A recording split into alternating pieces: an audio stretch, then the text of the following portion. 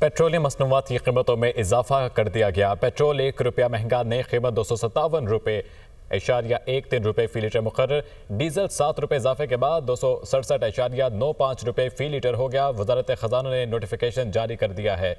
Petrol ₹1 महंगा, नई कीमत ₹257.13 फी लीटर मुकर्रर कर दी गई। पेट्रोलियम मसनूआत की कीमतों में ₹1 महंगा हुआ है। नई कीमत ₹257 और डीजल ₹7 इजाफे के बाद ₹267.95 फी लीटर हो गया है। तफसीलात लेंगे, हमजा गिलानी हमारे साथ मौजूद हैं। हमजा, आगाह कीजिएगा।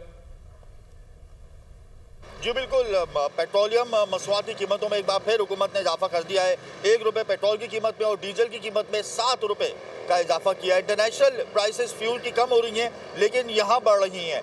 महंगाई बढ़ने की शरह में कमी हो रही है, कोर इन्फ्लेशन भी कम हो रहा है, लेकिन अब पेट्रोलियम मसनूआत की कीमतों में इजाफे से इन पर नेगेटिव इम्पैक्ट क्रिएट होगा। आवाम का क्या कहना है, ये जानते हैं।